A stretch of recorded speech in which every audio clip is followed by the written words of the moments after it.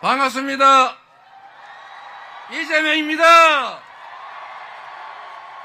충주 충청이 낳은 충주 사위.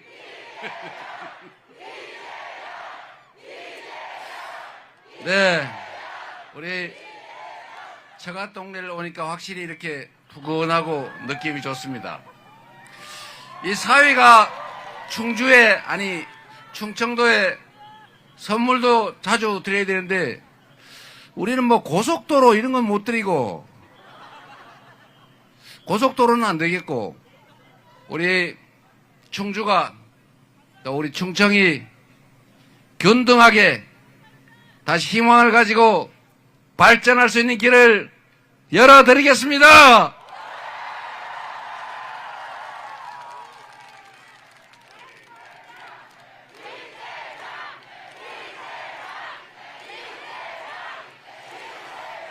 네, 시간대가 약간 늦어서 그런지 땡빛은 좀 많이 사라지고 좀 견딜만 하군요. 여러분도 어떠세요? 견딜만 하세요? 아이고, 원주, 춘천 거기는 너무 더워가지고 힘들었어요. 저는 뭐 괜찮은데 듣는 여러분들이 너무 시간이 길어 힘들다고 그래서 이제는 그 걱정은 안 해도 되겠습니다. 그렇죠? 그때는 제가 기회가 없어가지고 못했는데, 저희 혹시 여러분이 대통령을 만들어 주시면 제가 그거는 어떻게든지 해결해 드리도록 하겠습니다. 너무 작지요? 제가 저기 곡성인가 어디 갔었어요. 갔는데 논뚝길에 도로가 있는데 나무가 이렇게 하나 있어요. 이렇게 자연적으로 자란 나무더라고요. 근데 그 밑에 간이 의자를 놓고 할머니들이 쉬고 있어요. 그래서 제 생각에, 아니 그 벤치 하나 놔주면 정말 좋겠다. 그래서 거기는 제가 이제 군수한테, 그 당시에 이제 군수가 아직 없을 때 옆 동네였거든요.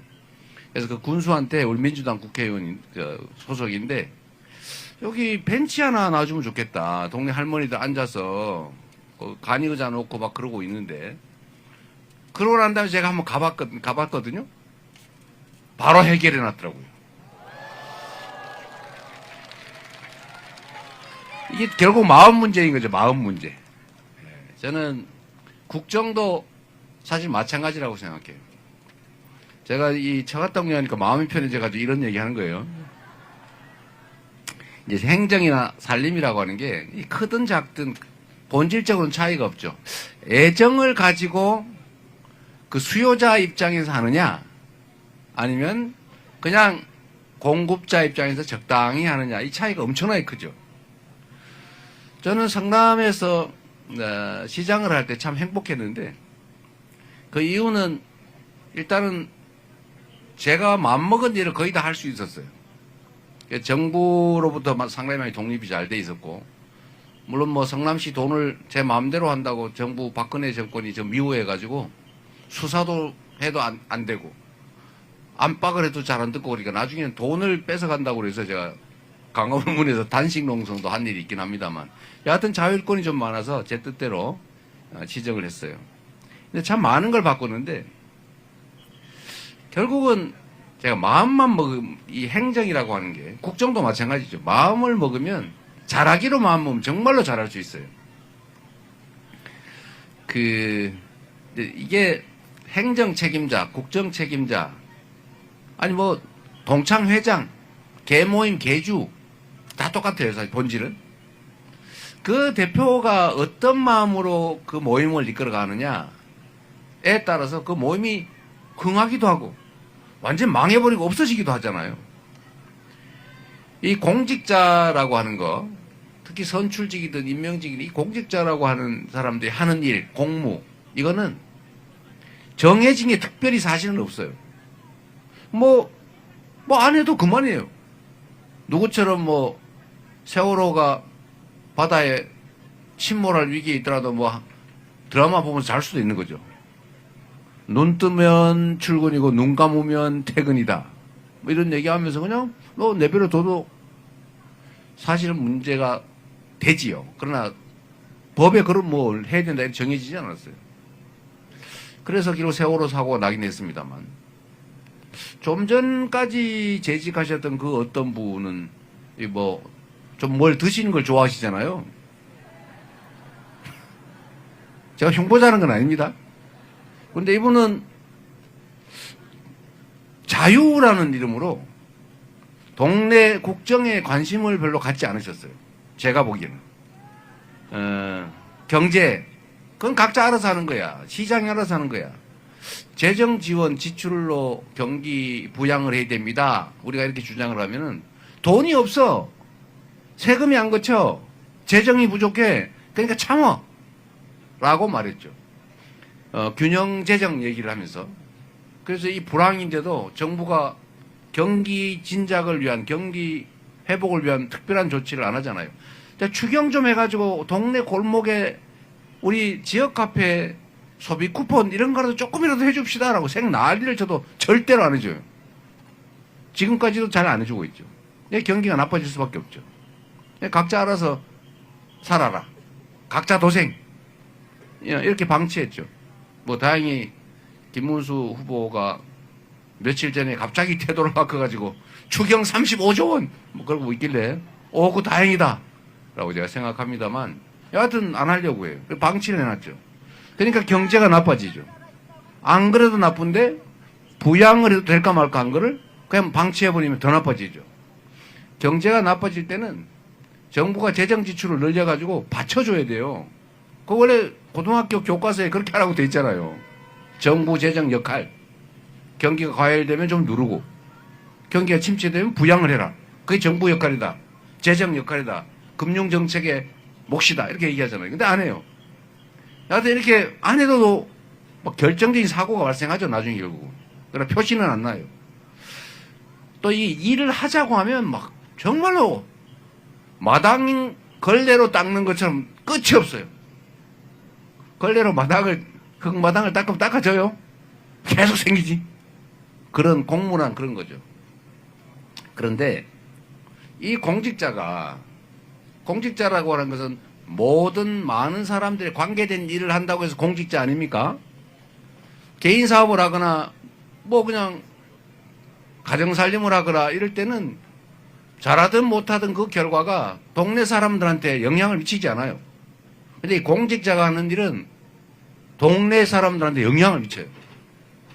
시장은 이 충주시가 인구가 한 30만 되나요? 얼마요? 20만? 많이 줄었군요. 이 충주시 시장이 20만 명에 관한 일을 하기 때문에 충주시장은 1시간의 가치가 20만 시간의 가치가 있는 겁니다. 그렇죠? 혹시 여기 어떤지 모르겠는데 여러분 도로 다니다가 복구를 좀 부실하게 해가지고 차가 덜커덕거리는 거 없어요? 이 동네? 많아요? 그거 진짜 화나지 않아요? 근데 그 왜 그러냐? 원래 시에서 공사를 발주할 때는 이거 복구를 깨끗하게 하는 비용까지 다 공사비로 줘요. 그런데 복구를 할 때 깨끗하게 하려면 신경을 좀 써야 되잖아요. 뭐 대충 막 떼어 놓으면 쉽기는 한데 이제 차가 덜커덕하게 되는 거죠. 그런데 이게 얼마나 이기적인 일입니까? 어디 길을 복구를 해야 되는데 이거를 뺀질뺀질하게 높이를 맞춰가지고 잘 맞추는 비용하고 대충 해가지고 덜커덕하게 하는 거하고 비용 차이가 뭐 수백만 원, 수천만 원이 날까요? 요만큼 몇만 원, 몇십만 원 기껏해야 큰 공사라면 뭐 백수십만 원 정도 차이 아닐까요? 그런데 그 백수십만 원을 업자가 아껴서 부당한 이익을 취하기 위해서 엉터리 복구를 한단 말이에요. 그러면은 그 도로를 지나가는 하루에도 수천 수만 대가 운전할 때마다 털커덕 퇴근할 때도 털커덕 이거 신경질 나는 거 생각하면 합치면 얼마나 많아요. 이게 하루 이틀이 아니고 1년 내내 수년, 십수년 동안 계속 차가 그 수많은 차가 아침 저녁으로 덜커덕 차 다 망가지죠. 화나죠. 괜히 그것 때문에 부부싸움 하죠. 성질 나가지고. 쌓이면 괜히 화풀이 하잖아요. 그런데 이거를 곳곳에 그렇게 해놓는단 말이에요. 근데 이거를 제가 성남시장이 될 때도 똑같았어요. 동네 제가 차 타고 다니면 덜커덕해서 진짜 이거 확 그냥 이러다 제가 시장이 된 거 아닙니까? 그래서 제가 딱 한 조치가 그거예요. 앞으로 도로 복구를 엉터리로 해놓은 거는 만약에 앞으로 엉터리로 하면 그 사람은 공사를 더 이상 주지 않는다. 그 업자는. 근데 그거는 앞으로니까 이미 벌어진 일을 어떡하냐. 그렇게 해놓은 업체는 연락을 해가지고 원래 하자 보수 증권이라고 하는 거 있잖아요. 그럼 이제 보험회사가 대신해 준단 말이에요. 아니 공무원들이 대충 아이고 귀찮으니까 그냥 공무원들이 그냥 복구해요. 제대로. 그 앞으로 공무원이 하지 마라. 그리고 하자 보수 증권 이런 거 하지 말고 그 업자를 시켜서 파내고 다시 하라 그래라. 제가 이렇게 시켰어요. 다 조사해라. 그리고 제가 그때 제보를 하나 받았는데 이 상수관인가 그거를 복구를 할 때는 이게 순서가 있어요. 모래 쌓고 흙 쌓고 뭐 이런 순서가 있어요. 뭐 자갈 쌓고 우리 이시정 지사님 잘 아시죠 그런 거. 근데 그게 다 있는데 이거를 그냥 그 비용 들잖아요. 그것도 신경 쓰이고 그냥 안 보이잖아요. 그냥 대충 흙으로 덮어버린 거예요. 그리고 싹 표면만 잘 해놓은 거예요. 이거를 제보로 받았어요. 제가 메일로 제가 파보라 그랬어요. 싹 파보니까 엉터리 해놓은 거예요. 그거 파내고 다시 공사해라. 그랬더니 그게 원가보다 더 들어간대요. 그러겠지요. 그냥 묻는 비용하고 묻어놓은 걸 파내가지고 다시 묻어놓으면 돈이 더 들겠지. 그럼에도 불구하고 그렇게 하라고 시켜라. 복구해야 된다. 결국은 제가 시키는 대로 다시 했어요. 그 업자 엄청 손해봤겠죠. 이렇게 해놨더니 이게 소문이 나가지고 그 다음부터 공사 말로 안 시켜도 공사를 그렇게 깨끗하게 복구를 해놓습니다. 신경 하나 쓴 것으로 이게 공직자가 하는 일이에요. 공직자가 1분 신경을 쓰면 충주시장은 20만 분의 효과를 발휘하는 거예요. 이게 공직입니다, 여러분. 대통령이 그래서 1시간은 5,200만 시간의 가치가 있는 거예요. 1시간 동안 쓸데없이 술 먹고 놀면 5,200만 시간을 날린 겁니다. 여러분, 옛날 이야기 중에 이런 게 있었는데 이 동네에 그런 얘기 있나 모르겠어요. 제가 어릴 때 옛날 이야기를 좋아해가지고 요 장면만 기억이 나는데 어디 무덤에 근처에 가가지고 어떻게 해가지고 죽은 친구를 만났는데 이 친구가 술을 한 잔씩 줬대요. 한 잔 먹고 술이 너무 맛있어가지고 한 잔 먹고 또 주니까 또 먹고 그래서 10잔인가 뭐 이렇게 먹고 깼는데 딱 보니까 한 잔에 10년씩 지났대요. 그래가지고 10잔을 먹었으니 다 죽고 세상이 다 변해버렸더라. 부모도 죽고. 좀 이상한가요? 별썰렁한 소리를 다. 공직자의 시간은 그래서 이렇게 귀한 것입니다, 여러분. 같이 놀면 안 돼요. 친구 불러가지고 술 먹으면 안 돼요. 그 1시간이 국가의 운명을 좌우한다 이런 말입니다.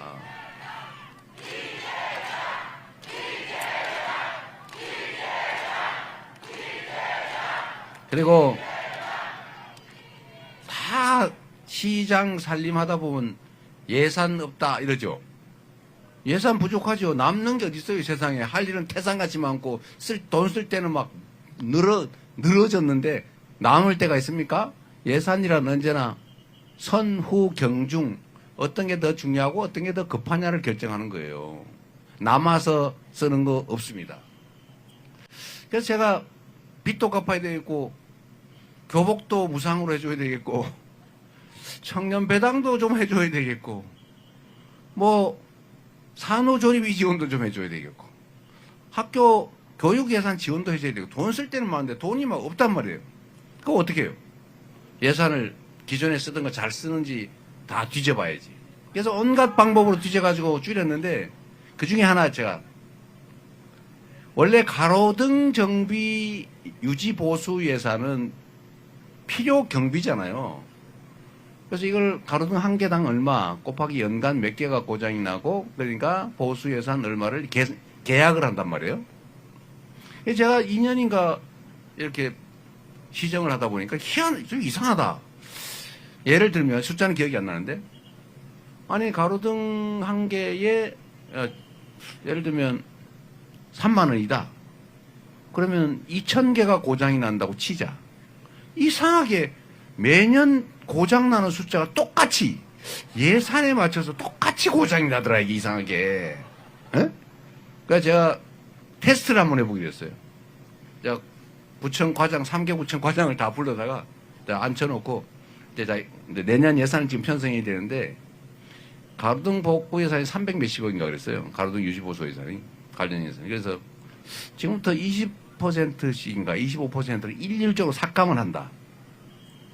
그러니까 잘 관리해보고 내년에 가을에 추경을 할 때 부족하면 해줄 테니까 최대한 견뎌봐라 이랬어요. 그래서 과장들이 네! 그러고 갔어요. 그 다음에 제가 9월인가 이제 10월인가 예산 편성을 할 때 물어봤어요. 혹시 부족하지 않습니까? 그 추경으로 더 해드릴까요? 그랬더니 셋이서 입을 맞춘 듯이 아닙니다. 충분합니다. 지금 잘 견디고 있으면 되는 거예요. 그래서 다행이다. 그리고 더 안 늘려주고 그 한 해를 버티고 그 다음 해부터는 그냥 줄인 예산 기준으로 자연 증가분만 해서 그 후에도 아마 계속 하고 있을 거예요. 이거 놀라운 사실이 있지 않습니까? 350억이면 6, 70억 정도 그때는 내기로 68억인가를 절감했던 것 같은데 그 금액을 줄였는데 놀랍게도 말입니다.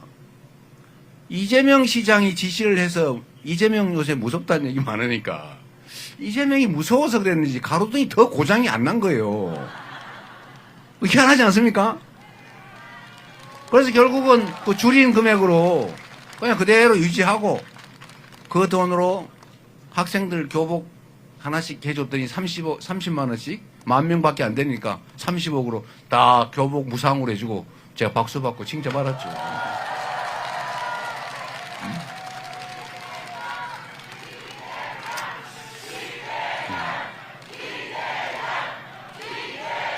제가 드리고 싶은 말씀은 이런 거예요.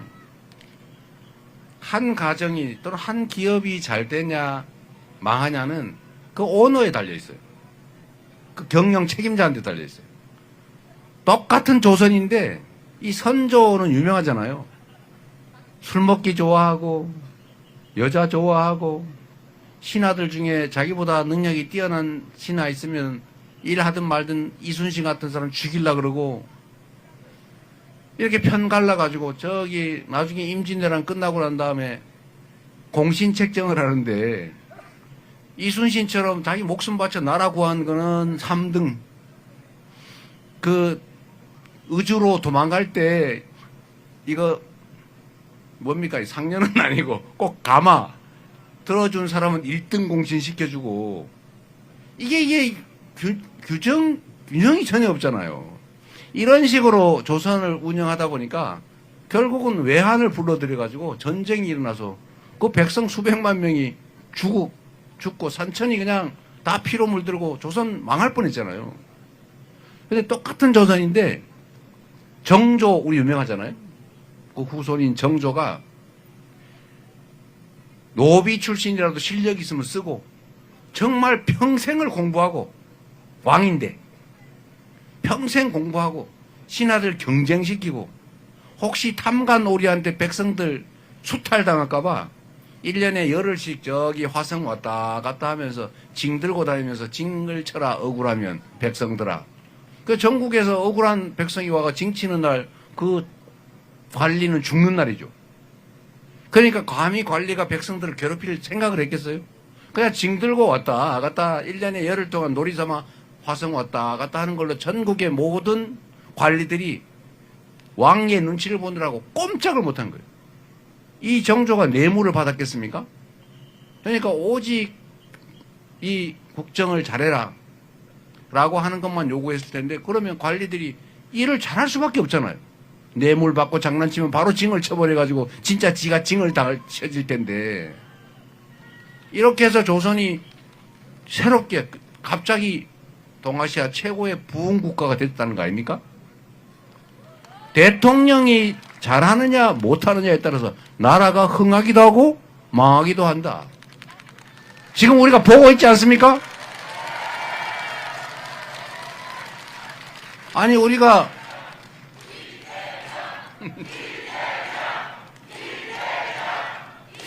근데 우리가 3년 전에 겪었지 않습니까? 제가 부족해서 준비가 부족해서 결국은 지고 말았는데 그 때문에 여하튼 제가 부족해서 진 거예요. 선수 부족이지 뭐.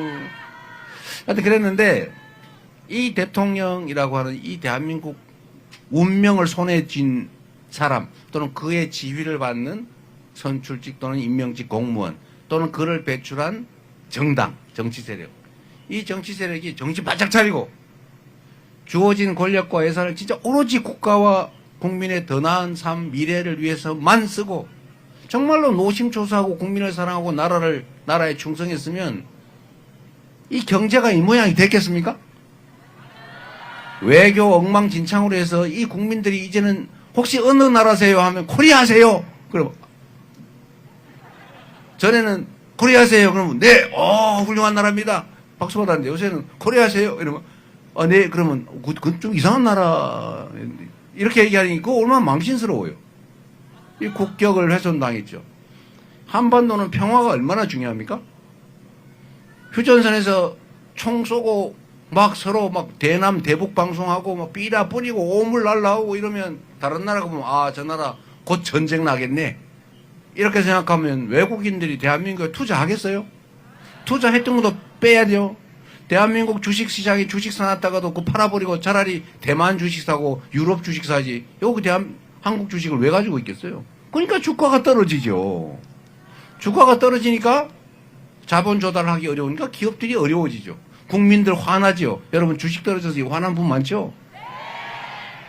이렇게 만든 게 결국은 무능하고 무책임하고 제일 심각한 거 국민의 삶과 국가의 미래에 대해서 무관심했다는 거예요.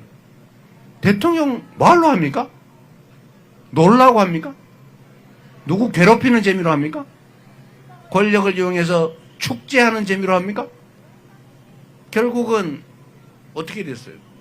주어진 권력으로 국민들 민생을 챙긴 것도 아니고 이 나라가 더 나은 나라가 되게 한 것도 아니고 더 평화롭게 만든 것도 아니고 외교 잘해가지고 나라의 국격을 올린 것도 아니고 경제를 살린 것도 아니고 민생도 다 망가지고 결국 이렇게 되고 말았잖아요.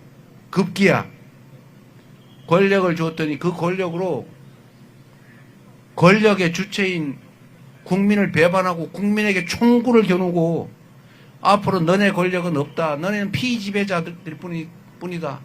권력은 영원히 내 거. 앞으로 영원 묵은토록 군대를 통해서 대한민국을 내가 지배해 통치하겠다. 나는 왕이 되겠다. 고 해서 버린 게 바로 비상계엄 아닙니까 여러분? 내란 행위 아닙니까? 그래서 결국은 나라를 이렇게 만들어 버렸잖아요.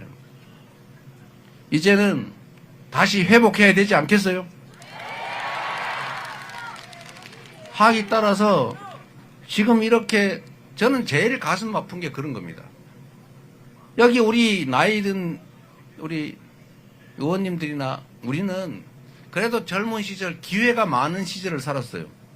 비록 그때 어렵긴 했지만 기회도 많고 또 미래가 있고 분명히 더 나아질 것이라고 믿었기 때문에 희망이 있었잖아요. 그래서 힘들어도 아이 낳고 힘들어도 교육시키고 지금까지 잘 살아왔어요. 근데 지금은 어떻게 됐습니까?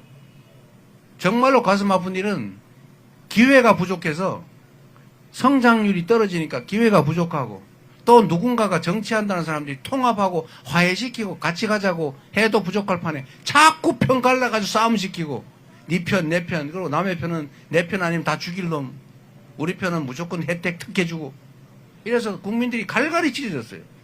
그 중에 가장 안타까운 상황, 이 같이 사귀고 살림을 같이 차려도 부족할 이 청춘 남녀들이 편을 갈라가지고 남녀로 편을 갈라 싸우지 않습니까? 이게 대체 뭡니까 이게? 서로 의지해야 될 청년 세대와 노인 세대는 서로 의존적 협조적 관계 있지 않아요? 이거 어떻게 편을 갈라가지고 이 노인과 청년이 세대 간 갈등을 해요. 이제는 뭐 장애인, 비장애인 갈라서 싸움을 시켜요. 옛날에 박정희 군사정권이 지배 통치를 쉽게 하려고 경상도, 전라도 갈라가지고 경상도 막 지원해주고 전라도 일부러 괴롭히고 이래서 양 지역이 싸움하게 만든 다음에 경상도에 의존해가지고 장기 집권했지 않습니까? 지금도 여전히 그런 걸 기도하고 있어요. 어떻게 청춘 남녀를 갈라가지고 싸움을 시킵니까? 그리고 경제 정책을 하는데도 아니 경제 정책이라고 하는 게 먹고 살자고 하는 거고 국부를 늘리자고 하는 거고 그건 철저하게 경제 논리에 따라서 해야 되는 거고 거기는 부모 자식의 윤리 문제도 사실은 2차적인 거 아닙니까? 부모가 부탁을 해도 돈이 안 남으면 사업 안 해요. 그래야 국제 경쟁을 해요. 대통령이 부탁을 해도 돈이 안 남으면 사업하지 말아야 되는 게 기업이에요. 말려도 돈이 되면 하는 게 기업입니다. 그게 경제죠. 그래야 국제적 경쟁이 가능하죠. 그런데 이 경제 문제에도 편을 갈라요. 경제에 무슨 보수 정책, 진보 정책이 있습니까? 에너지 정책을 왜 편을 갈라가지고 그렇게 싸움을 시킵니까? 재생에너지 정책을 놓고 거기다가 왜 중국 얘기를 하며 거기다가 왜 진보 보수를 집어넣습니까? 이 제정신이 아니잖아요. 우리 국민들은 어떻게 하라는 거예요? 지금 당장 먹고 살기 어렵고 일자리 없고 죽을 지경인데 어떻게든지 일자리 하나라도 더 만들고 어떻게라도 산업 더 진흥시켜가지고 국내 우리 국민들의 소득도 늘리고 그리고 에너지가 원자력이 꼭 필요하죠 지금. 그럼 쓰면 되지 뭘 그걸 편을 갈라가지고 원전하면은 우파 재생에너지 하면 좌파 왜 가릅니까? 재생에너지도 필요하고 원전도 필요하잖아요. 둘 다 쓰면 안 돼요. 그래서 제가 분명히 얘기했어요. 우리는 에너지 믹스 정책으로 간다. 지금 장기적으로는 재생에너지 중심 사회로 가야 되고 재생에너지 관련된 산업을 진흥해서 우리가 먹고 살 길도 찾을 건데 그러나 기저전력이 아직도 필요하다. 그러니까 항시 공급되는 전력이 필요하다. 왜냐하면 바람이 안 불면 어떡 해요? 해가 안 뜨면 어떡해? 그럴 때를 대비해서 기저전력으로 유지하자. 그래서 제가 둘 다 쓰자. 비율은 상황에 따라 적절히 조정하자. 그렇게 분명히 에너지 믹스라고까지 말까지 해가지고 붙여놨는데 갑자기 저를 재생에너지만 하자고 하는 진보 무슨 좌파 경제 정책 이런 소리를 해요. 이거 나라 살림을 하자는 사람들이 해서는 안 될 말 아닙니까 여러분? 먹고 사는 문제 뭐 좌파면 어떻고 우파면 어떻고 진보면 어떻고 보수면 어떻고 뭔 상관 있어요? 국민들은 등 따시고 배부르게 좋은 일자리 생기고 소득 늘고 미래 불안하지 않고 평화롭고 그러면 되는 거 아닙니까? 거기 주력을 해야지 뭘 색깔을 자꾸 따지고 출신을 따집니까 여러분? 앞으로 이번에 대선 선거를 하더라도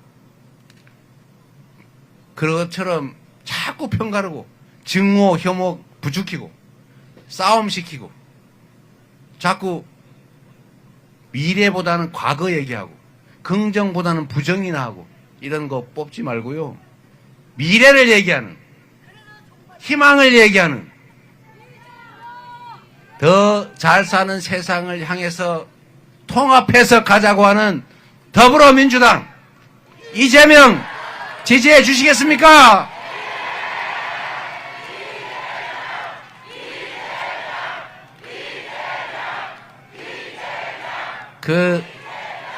뭐 저녁 때도 되고 해도 졌으니 저 가는데 좀 더 해도 되죠? 바쁜 분들은 집에 가셔도 돼요. 어쨌든 나라가 해야 될 일이 몇 가지가 있는데 첫째 제일 중요한 거는 안보지요. 그렇죠? 우리 대한민국 공동체를 지켜야 될 것 아닙니까? 그래서 우리가 북한 1년 국민 총생산 GDP 다 합친 것보다 2배가 많은 국방비를 지출하고 있어요, 여러분. 잘 모르셨지요? 우리가 북한에 막 엄청 밀리는 줄 알았죠? 미군 없으면 막 전쟁하면 질 것 같이 생각됐나요? 대한민국의 군사력은 미군을 빼고 전 세계 무려 5위입니다. 5위. 강력한 국방력을 가지고 있죠. 그리고 거기에 한미동맹이라고 하는 또 강력한 뒷받침이 있지 않습니까? 그런데 여러분, 안보라고 하는 게 상대가 있지 않습니까? 상대하고 싸워가지고 이기면 잘하는 거예요. 그거 제일 바보가 하는 짓이에요. 싸우지 않고 이겨야 진짜 실력이죠? 근데 싸우지 않고 이기는 것도 중수밖에 안 돼요. 진짜 실력, 진짜 안보는 싸울 필요가 없는 평화적 상태를 만드는 거. 이게 진짜 안보 실력이죠.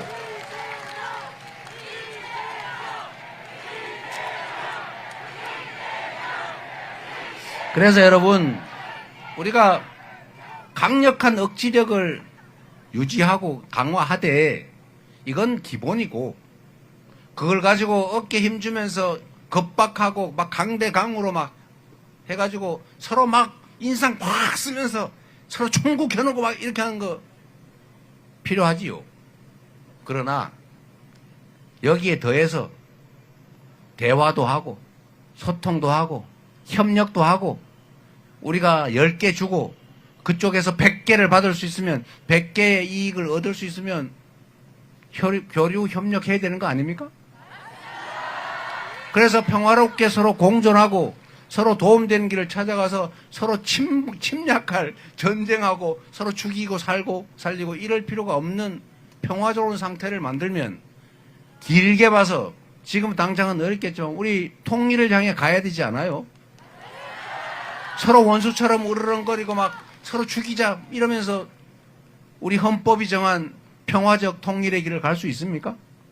지금 통일 얘기하면 저 참 철진한 대도 않는 소리 한다는 분 많아서 지금 당장 하자는 건 아니고, 우리가 길게 보면 이 분단 체제를 수백 년 계속 유지할 겁니까?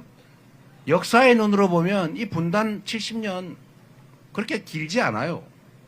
남들은 300년 만에 통일하기도 하고 2000년 만에 나라가 다시 만들기도 하고 그러는 거 아닙니까? 그 역사의 눈으로 보면 이 분단의 기간이 그렇게 길지 않습니다. 준비해야죠. 그런 당위성도 있지만 또 현실적인 측면에서 북한하고 자꾸 티격태격하고 군사적으로 대치하고 전쟁 위협이 교조되면 당장 우리의 삶이, 경제가 나빠져요. 이거를 균형 있게 잘하는 것, 소위 김대중 대통령이 말씀하신 것처럼 자꾸 상대의 옷을 벗기려면 막 바람 세게 불고 막 때리려고 그러고 이러면 더 웅크리니까 따뜻하게 햇빛을 쬐가지고 더워서 벗게 만들면 힘들지 않고 얼마나 좋으냐. 햇빛 정책을 하자. 라는 말이 틀린 말이 아니잖아요.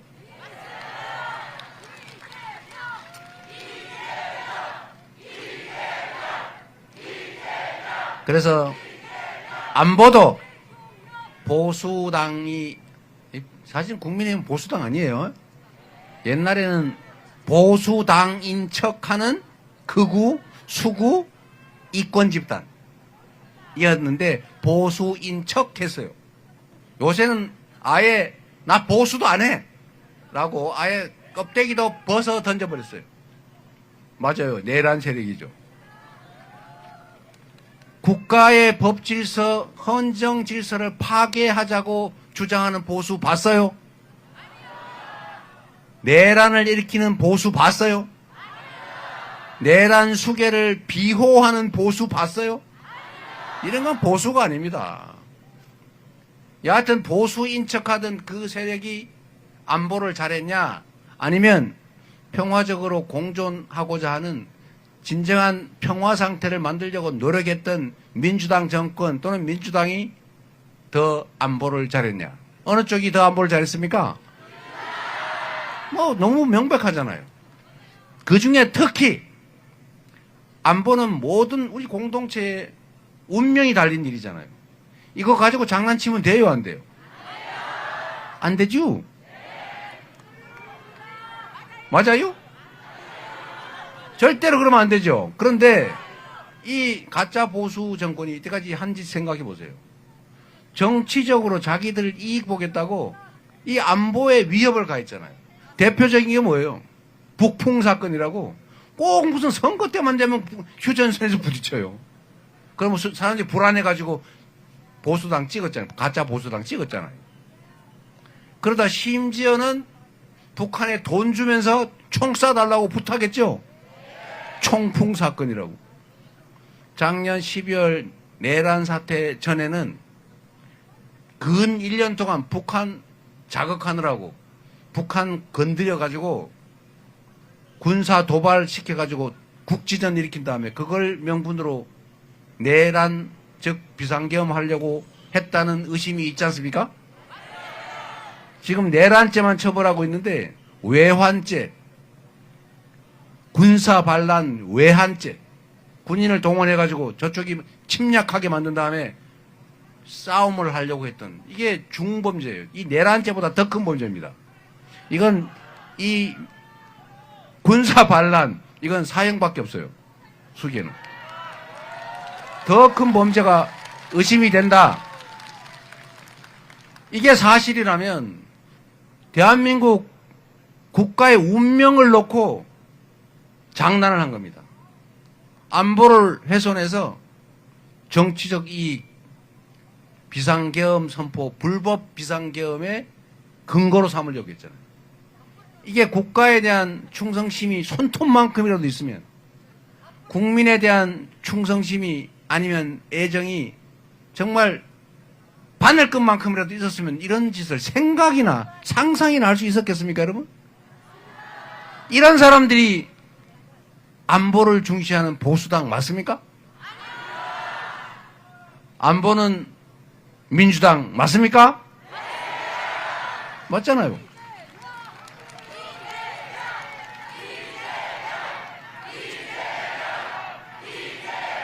그리고 또 하나 이상한 전설이 있어요. 그 전설이 뭐냐? 국민의힘 보수당이 경제는 잘해. 경제는 잘하는데 부패한 게 보수당이고 진보적인 민주당은 깨끗하긴 한데 무능해. 이런 이상한 소문이 전설이 있었잖아요. 이거 완전 가짜 전설 맞습니다, 여러분. 제가 명확한 증거를 하나 댈 텐데 지금 당장 인터넷 한번 쳐보세요. 민주당이 집권했을 때 주가가 올랐습니다. 보수당이 아니 자꾸 이름이 자꾸 나도 하도 오랫동안 써가지고 가짜 보수당이 집권했을 때는 주가가 떨어졌어요. 지금 민주당이 집권할 가능성이 높아가는 것 같으니까 주가가 다시 방향을 틀어서 오르고 있지 않습니까? 근데 이게 여러분 합리적 객관적 근거가 있어요. 왜 그러냐? 저 가짜 보수당은 합리적이지 않아요. 일단 부패해요. 무능해요. 편짝이나 하지 합리적으로 정책 결정을 하지 않아요. 그러니까 시장이 불안정해집니다. 예측이 안 돼요. 아니 대한민국 경제 산업 정책의 방향이 뭐지? 몰라. 어디로 튈지 몰라. 이러면 투자를 할 수가 없어요. 그리고 매우 불공정하고 불합리해요. 주가 조작을 해가지고 주식시장을 분탕질을 해가지고 떼돈을 벌어도 힘세면 처벌을 안 해요. 주식시장을 믿을 수가 있습니까? 저 나라는 규칙을 어겨도 힘세면은 다 봐주는구나. 이런 나라에 어떻게 믿고 투자하겠습니까? 그러니까 경제가 망가질 수밖에 없는 거예요. 그런데 민주당이 집권을 하면 경제정책, 산업정책을 내잖아요. 물론 100% 만족스럽지 못한 경우도 있지만 목표는 명확하게 정하고 어쨌든 노력하잖아요. 자유, 나는 몰라, 각자 도생 이러지 않는단 말이에요. 지금도 앞으로 우리가 해야 될 방향은 명확해요. 생각을 해보면 이제는 AI 인공지능 없이는 살 수 없어요.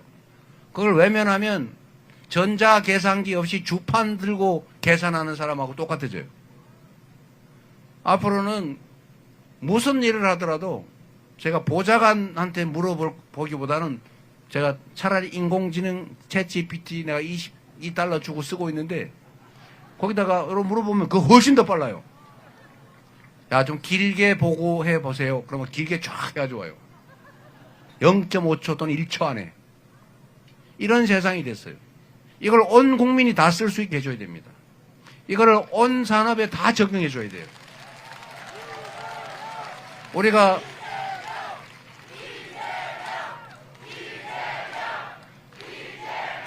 충주에서 돼지 키우는 분들 많을 텐데 예를 들면 돼지를 키우는데도 인공지능이 적용이 되면 돈을 더 벌 수가 있어요.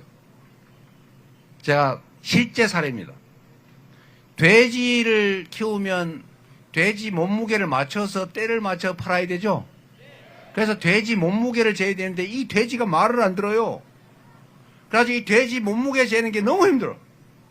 이 저울에 놓고 글로 몰아넣고 막 세워놓은 다음에 오다다닥 튀면 안 재지잖아요. 딱 진정시켜가지고 몸무게를 재야 되는데 이게 너무 힘들단 말이에요.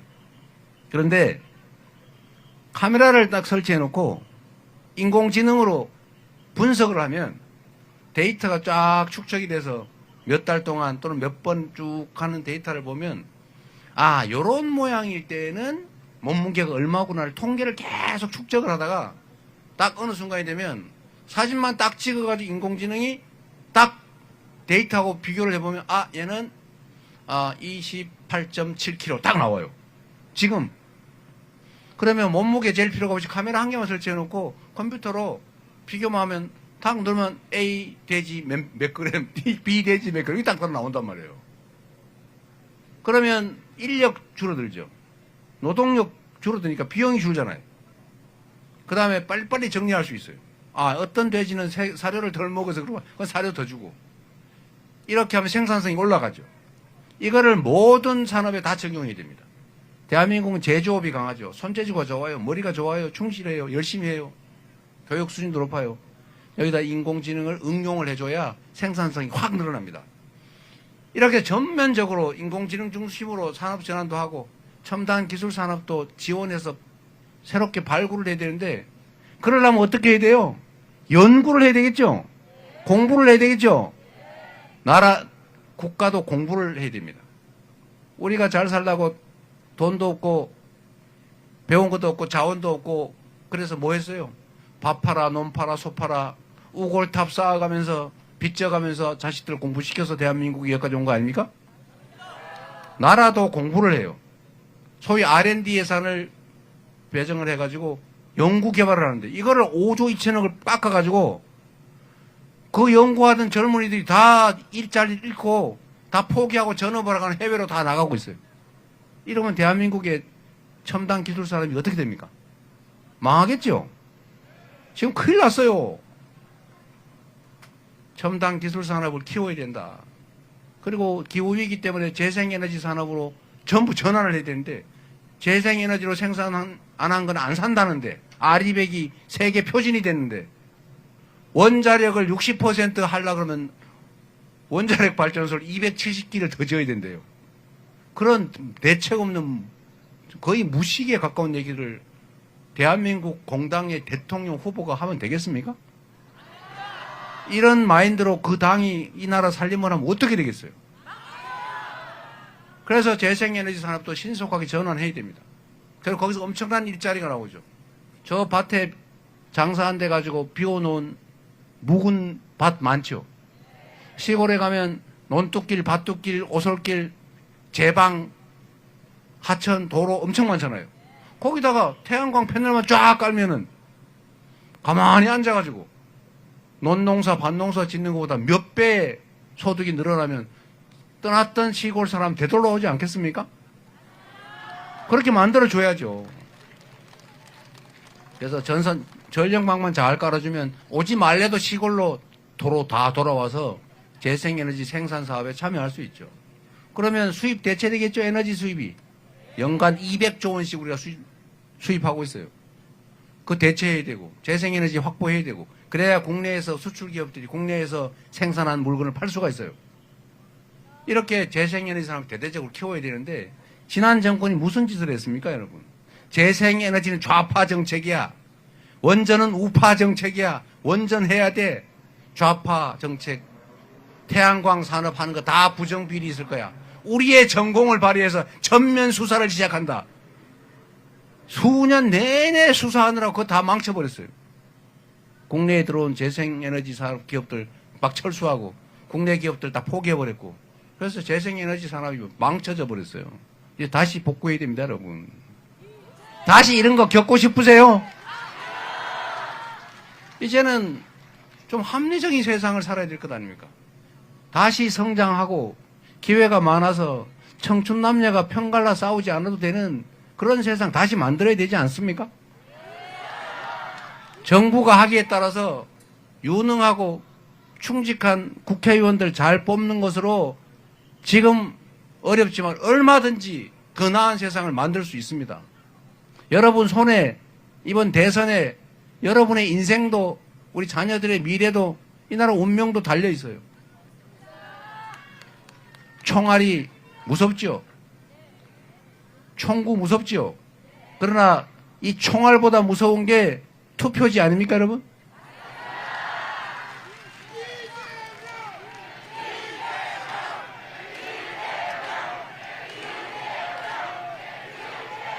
준비된 유능한 수권정당 민주당 그리고 성남시 경기도 민주당 여기에서 진짜 실력을 실적으로 증명한 이재명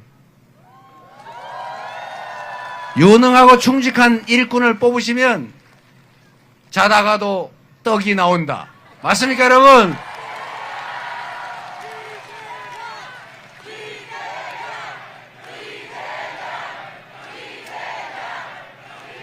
그리고 저기 학시 나왔네. 학시. 우리 독립운동원에서 투표난다. 예. 맞습니다. 학시 얘기가 나와서 그런데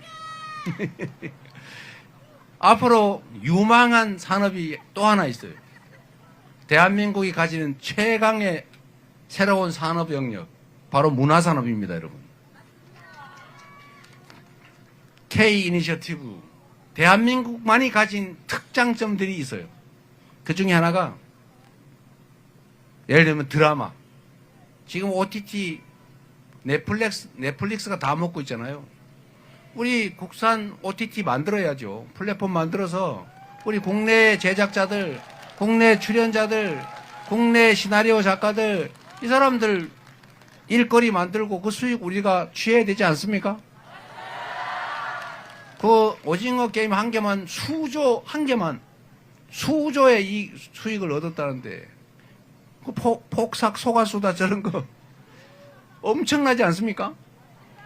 우리가 가진 이 문화적 역량이 정말로 커요. 그리고 드라마다, 영화, 팝, 그리고 K-뷰티, 대한민국 사람 왜 이렇게 예쁩니까? 전 세계에서 뷰티 산업, 전 세계 각광을 받잖아요. 이 코리아가 가지고 있는 엄청난 장점들이 있습니다. 그러니까 또 하나 이런 게 있는데 대한민국이 전 세계에 인정받는 나라가 될 수가 있어요. 위대한 나라 코리아. 그 위대함은 여러 가지가 있지만 이제 이번 내란 사태를 거치면서 전 세계에서 대한민국 민주주의의 회복력, 대한민국 민주주의의 위대함을 그 역량을 눈으로 보게 됐습니다. 처음에는 놀랐지요. 세상에 10대 경제 강국의 군사 쿠데타라니 저 나라 이제 망했구나 이거. 다시 옛날에 잘 나가다가 망한 나라 많죠. 그런 나라처럼 이제 저 나라도 군정이나 하면서 군대가 진주에서 통치하는 후진국으로 전락하는구나 이렇게 놀랬다가 갑자기 어디서 반짝반짝 하는 걸 들고 나온 이 젊은 여성들을 중심으로 맨손에 시민들이 우 몰려 나와가지고 장갑차도 맞고 총등 군인도 맞고 그 헬기 타고 가는 그 무서운 특전대를 다 제압해가지고 세상에 역사에 없는 군사 친위 쿠데타를 막아버렸지 않습니까?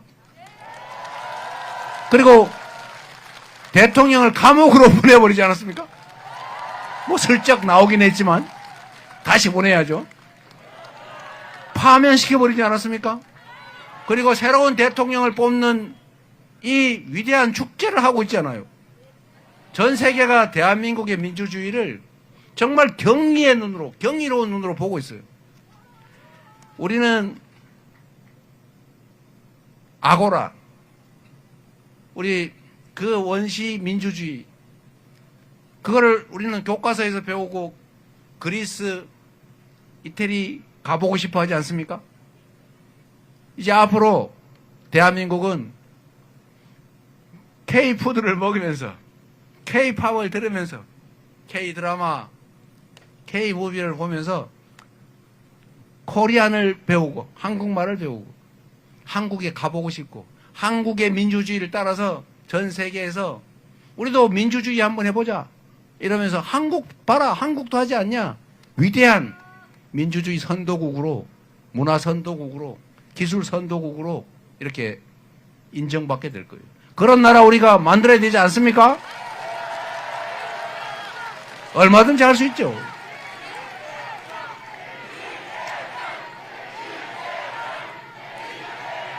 그런 나라 우리 꼭 만들어야 되겠죠? 우리 학에 따라 얼마든지 할 수 있습니다. 작년 12월에 그 겨울 그 엄혹한 그 위험한 세상도 우리가 바꾸고 있는데 우리가 분열하지 않고 작은 차이를 넘어서서 단합하고 정말로 충직하고 유능한 일꾼들 잘 뽑아서 잘 감시해서 우리가 더 나은 세상을 향해서 함께 나아가면 지금보다, 아니 좀 전에 있었던 회복된 나라보다 훨씬 더 나은 세상 반드시 만들 수 있습니다. 그렇게 해야 되겠죠? 꼭 그렇게 합시다, 여러분.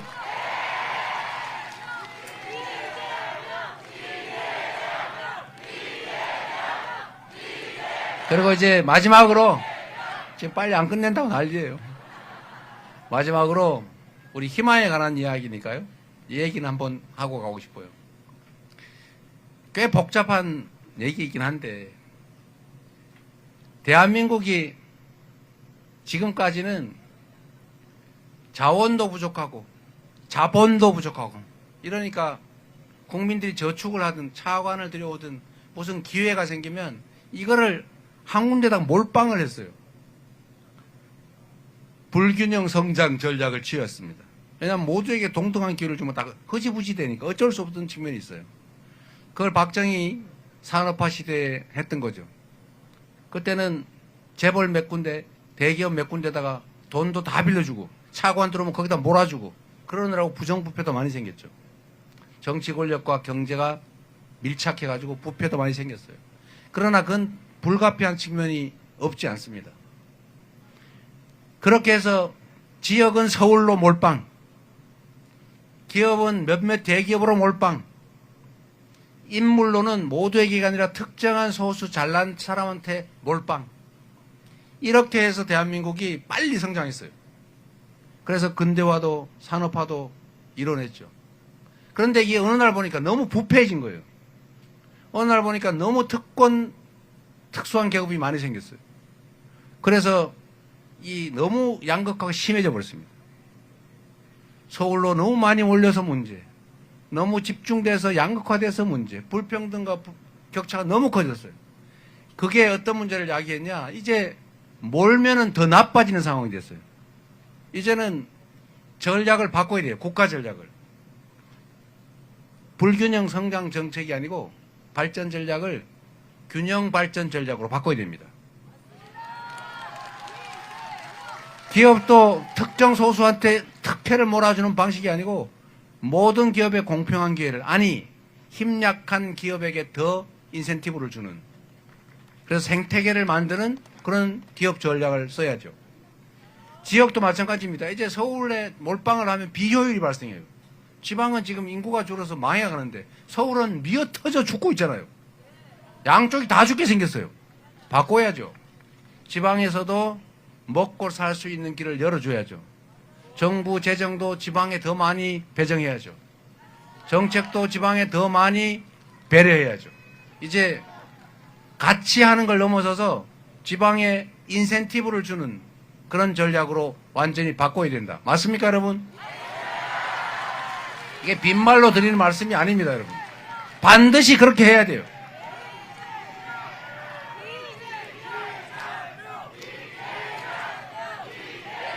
반드시 그렇게 해야 나라가 살 길이 생겨요. 지속적으로 다시 성장해 갈 수 있어요. 그래야 기회가 생겨서 사람들이 싸우지 않고 같이 손잡고 살 수 있어요. 그리고 충분히 그렇게 할 수 있습니다. 그런데 여기서 문제가 생기고 있어요. 우리 국민들은 그게 너무 당연하다고 생각해요. 그런데 이 몰빵 전략에 혜택을 보던 집단, 사람들, 기업들 있을 거 아닙니까? 근데 이 기울어진 운동장을 이제 펴서 같이 만들어 가야 되는데, 그러면 이 기울어진 운동장에서 특혜를 받던 그 사람들 입장에서 보면 평생 수십 년간 나는 이 특별한 혜택을 누려왔는데 이게 지금 없어지게 생긴 거예요. 공정한 세상이 되면 없어지게 생겼어요. 노무현 대통령을 보면서 사람들이 그런 불안감을 느꼈죠.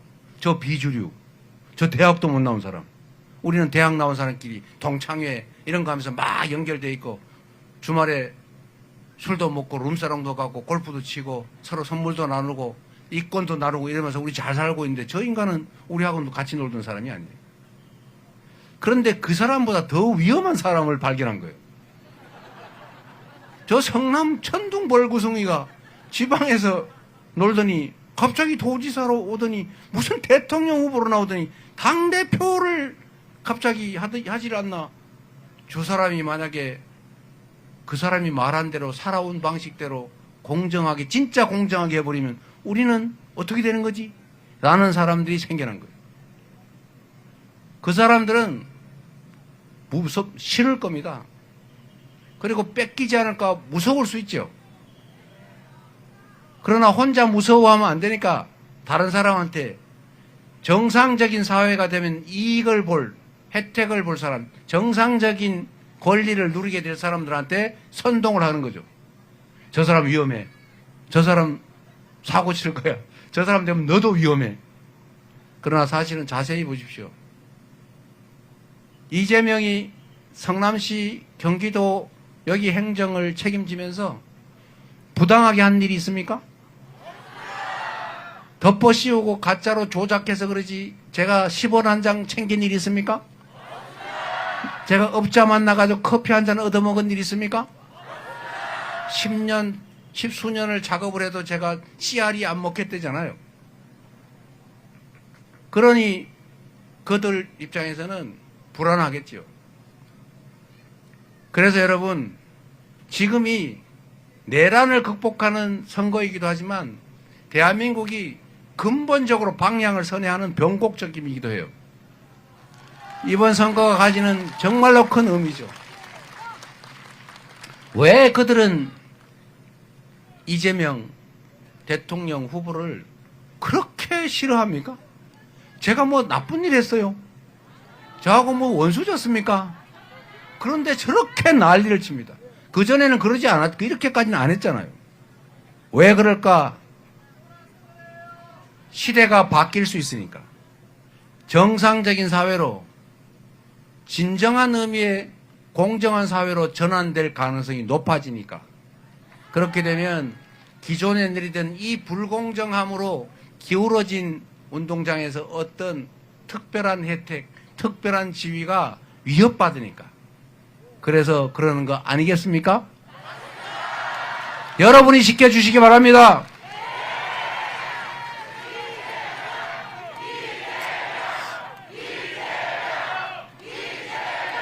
존경하는 충주 시민 그리고 충청도민 여러분, 국민 여러분, 저 이재명은 사실 엄청나게 많이 죽을 뻔하다 살아왔습니다. 펜으로 죽을 뻔했고, 법으로 죽을 뻔했고, 칼로 죽을 뻔했고, 이제 마지막 남은 게 총으로라는 겁니다. 그러나 다 우리 국민 여러분 덕에 이렇게 살아 있습니다. 국민은 집단 지성을 가진 위대한 유기체예요. 국민은 그냥 흩어진 모래알, 힘없고 못 가진 약한 존재들처럼 보이지만 이렇게 모여서 위대한 역사를 만들어내는 거대한 집단 지성체입니다. 그 집단 지성체를 저는 믿습니다. 그리고 그 국민들 덕에 펜을 넘어 법을 넘어 칼을 넘어 살아남았고 앞으로 총탄도 넘어서 반드시 살아나와서 여러분의 훌륭한 도구가 되도록 하겠습니다. 감사드립니다. 최선을 다하겠습니다. 이재명! 지금은 이재명 자랑스러운 충주의 서희, 자랑스러운 충북의 서희 이재명 후보 한 연호 부탁드립니다. 이제는 충주의 서희를 넘어 위대한 국민의 후보 이재명입니다. 진짜 대한민국을 만들어갈 지금은